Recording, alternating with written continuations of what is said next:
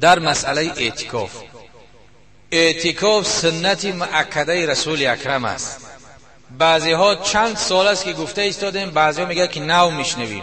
مخصوص دیهات قشلاق ها بسیارش حتی که خبرم ندارن. اعتکاف لبس صائم است در مسجد جماعت. اولا که بهترین اعتکاف در مسجد الحرام در خانه کعبه بشینید، بعدا در روضه مبارکه رسول اکرم صلی الله علیه و سلم، بعدا در مسجد اقصی. البته که اینها مدام میسر نمیشه در اونجا اعتکاف بستیم. بعدا چی هست که مسجد جامعه، هر چی قدر مسجد جامعه باشد، کلام باشد، سیر آدم باشد، اعتکاف در همونجا نشستن افضلیت دارد. آدمی روزدار ساده کرده، به همین تاجیکی ساده کرده بگیم لبسی صائم است، ایستادن روزدار است در مسجد جماعت به نیت اعتکاف. اعتکاف معتکف میگن او آدمی که در مسجد میستن. مثلا نماز بامداد که خوان تا بگاه دیگه از اونجا نمیبرایم. رسول اکرم صلی الله علیه وسلم دهه اخیر همین ماه شریف رمضان هر سال اعتکاف میستاد. اما اعتکاف به روزه نمیشود. لا اعتکاف الا بصوم پیغمبر گفتند. اعتکاف درست نمیشد مگر که حتمی روزدار باشد. و عن عایشه کان یعتکف عشر الاواخر من رمضان. حضرت عایشه میگه که پیغمبر دهه اخیر ماه رمضان اعتکاف میستاد حتی قبضه الله، تا زمانی که از دنیا گذشت. ثم اعتکف ازواجه من بعده. بعد از آن، بعد از گذشتن پیغمبر زنهاش اعتکاف میستادند. سالی که پیغمبر صلی الله علیه و سلم از دنیا گذشت 20 روز رمضان اعتکاف ایستاد.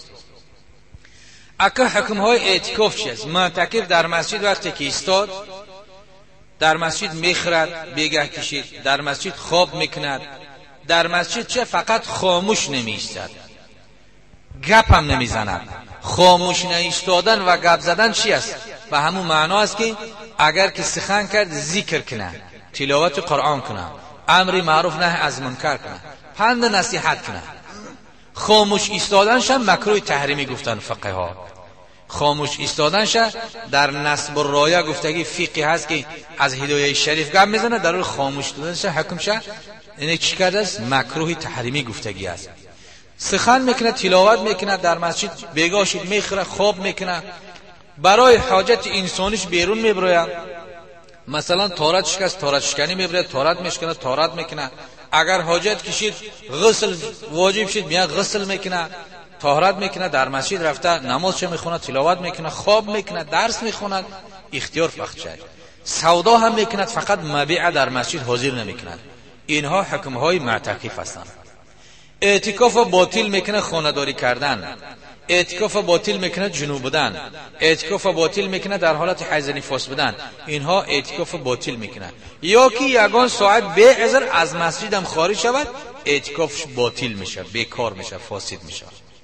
اما اونهایی که در مسجدهای 5 وقت اعتکاف میستن، نماز جمعه را باید آمده در مسجد جمعه بخونند.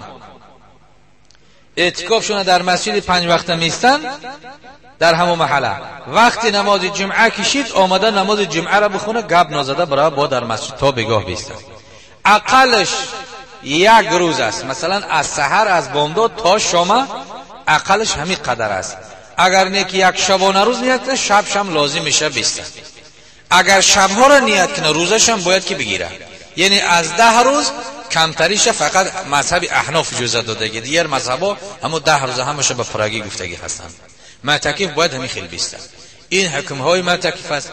اما فقط دیگر حکم شامل است که کدام محله کی هیچ کس از مردم محله اعتکاف نیست، همش عاصی میشن، همه این محله گناهگار میشوند. اعتکاف سنت مؤکده کفایه هست. کفایه به همون خاطر میگن که از مردم محله 1 نفرم که از بامداد تا شام در همون مسجد بیسته ذکر کنه، از گردن همه محله ساقط میشه. مخصوص دیهات قشلاق‌ها از این چیزا بیخبر هستن، بدانند.